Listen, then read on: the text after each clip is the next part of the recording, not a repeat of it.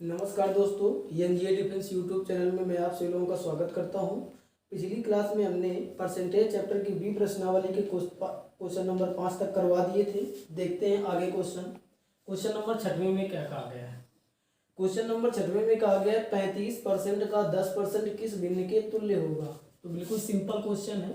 इस तरह से कहा गया 35% का 10% किस भिन्न के तुल्य होगा। तो कुछ नहीं करना, 35% लिखा है तो बताया गया था कि जब प्रतिशत को हटाया जाता है तो उसकी जगह पर 1/100 लिख सकते हैं, अर्थात इसकी जगह पर लिखेंगे 1/100 का मतलब गुणा। ये 10 लिखा है, इस प्रतिशत को हटाएंगे तो 1/100 लिखेंगे। ये 0 से 0 कैंसिल हो जाएगा, ये हो जाएगा 35/1000 हो जाएगा। 5 से इसे क्लियर करेंगे तो ये आ जाएगा 7/200, अर्थात ये 7/200 एक साधारण भिन्न है। यही पूछा था कि 35% का 10% किस भिन्न के तुल्य होगा, तो ये 7/200 के तुल्य हो जाएगा। आगे देखते हैं क्वेश्चन नंबर 7वां क्या है। क्वेश्चन नंबर 7वें में कहा गया है कि रुपए 630 का कितने प्रतिशत रुपए 7 है। तो जब हमने परसेंटेज चैप्टर की प्रश्नावली ए करवाई थी तो वहां पर सबसे पहला यही टाइप बताया था। तो इसमें बताया था तरीका ये होता है कि जिसमें काया से लिखा हो उसे नीचे रखते हैं। तो रुपए 630 का, तो 630 को हम नीचे रखेंगे। पूछा गया कितने प्रतिशत रुपए 7 है, तो 7 को ऊपर रखेंगे। एक साधारण भिन्न बनी, उत्तर हमें परसेंटेज में निकालना है, 100 का गुणा करा देंगे। 0 से 0 ये कैंसिल हो जाएगा, 7 से ये हो जाएगा 9 हो जाएगा, तो ये आ जाएगा 10/9।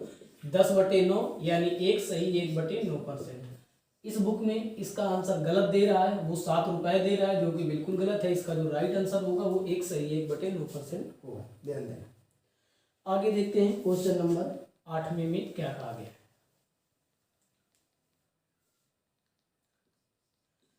क्वेश्चन नंबर 8वें में कहा गया एक विद्यालय में 36% छात्राएं हैं। इस विद्यालय में 36% छात्राएं हैं, यानी गर्ल्स कितनी है, 36% है, तथा 864 छात्र हैं। कुल विद्यार्थियों की संख्या, तो किसी भी विद्यालय में जो टोटल विद्यार्थी होते हैं वो अपने आप में 100% होते हैं। अगर इसमें 36% लड़कियां हैं तो लड़के हो जाएंगे 64%। हमने क्या किया, इसको 100% में घटा दिया, अर्थात इस परसेंट के हिसाब से विद्यालय में छात्र जो है 64% है, लेकिन क्वेश्चन में तो कहा गया है 864 है। यहाँ से हम 1% बराबर निकालेंगे तो 864 बटे करेंगे 64, 8 से पैसे कैंसिल कर देंगे तो ये आ जाएगा 108/8। फिर से 4 से कैंसिल करेंगे तो ये आ जाएगा 27/2, यानी आ जाएगा 13.5। आगे उसने हमसे पूछा क्या है, पूछा है कि कुल विद्यार्थियों की संख्या। तो कुल विद्यार्थियों की संख्या होती है 100%, तो दोनों तरफ हम 100 का गुणा करा दें तो ये 100% हो जाएगा। और इसमें जब 100 का गुणा कराएंगे तो ये आ जाएगा 1350, अर्थात इस विद्यालय में जो टोटल विद्यार्थी होंगे वो 1350 होंगे। ये भी क्वेश्चन हो गया। आगे देखते हैं क्वेश्चन नंबर 9 क्या कहा।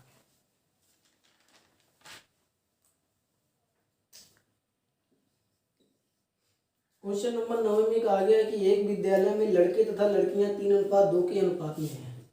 लड़के और लड़कियों का अनुपात कितना दिया गया है, तो 3:2 दिया गया है। इस अनुपात के हिसाब से 3 लड़कियां हैं, 3 लड़के हैं और 2 लड़कियां हैं। यदि 20% लड़के और 20% लड़कियां छात्रवृत्ति धारक हों, इनमें से 20% और लड़कियों में 25%, इनको क्या मिलता है, छात्रवृत्ति धारक है। तो हम नोट कर लेंगे क्वेश्चन में कि छात्रवृत्ति धारक हैं, ये हमने नोट कर लिया। इतनी बात समझ में आ गई होगी कि इनको छात्रवृत्ति मिलती है। तो अगर 20% को छात्रवृत्ति मिलती है तो कितने को नहीं मिलेगी, तो 80% को नहीं मिलेगी। इसी प्रकार से 75% को नहीं मिलेगी। वो डाटा पूछ रहा है कि किनको छात्रवृत्ति नहीं प्राप्त होगी। तो नहीं प्राप्त होगी तो इनकी हम संख्या अलग अलग निकाल सकते हैं। अब एक चीज देखो, 3 का 80% निकालेंगे दशमलव में आएगा। अगर हमें अनुपात 3:2 ही रखना है तो यहाँ एक 0 बढ़ा लें और यहाँ एक 0 बढ़ा लें। देखो 30 और 20 लिखा है, इनका दोनों का अनुपात 3:2 ही आएगा। अब हम अगर 30 का 80% निकालेंगे तो आ जाएगा 24। इसी तरह से 20 का अगर 75% निकालेंगे आएगा 15। इसके हिसाब से टोटल कितने विद्यार्थियों को छात्रवृत्ति नहीं मिलती है, तो 39 विद्यार्थियों को छात्रवृत्ति नहीं मिलती है, अर्थात 39 को छात्रवृत्ति नहीं मिलती है। टोटल विद्यार्थी हैं कितने, टोटल विद्यार्थी हैं 50।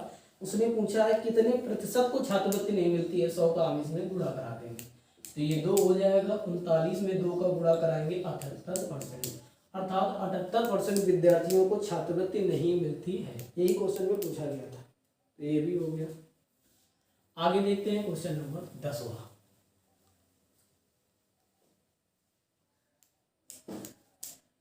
क्वेश्चन नंबर 10वें में क्या कहा गया है? कहा गया एक व्यक्ति अपनी मासिक आय का 4% एक अनाथालय को दान कर देता है तथा शेष आय का 10% बैंक में जमा कर देता है। यदि उसके पास रुपए 10,800 बचे हों तो उसकी मासिक आय कितनी है? हमने मान लिया, माना उस व्यक्ति की मासिक आय 100 है। इसके हिसाब से देखो, वैल्यू के हिसाब से उसने 10,800 रुपये बचत की है, तो हम पहले इस 100 मानने के हिसाब से उसकी बचत निकालते हैं। तो 100 में से 4% खर्च करेगा तो बचाएगा 96%, यानी 96/100। आगे कहा गया है शेष आय का 10% बैंक में जमा करता है, तो बैंक में जमा करने के बाद 10% बैंक में जमा करेगा तो उसके पास 90% ही तो बचेगा।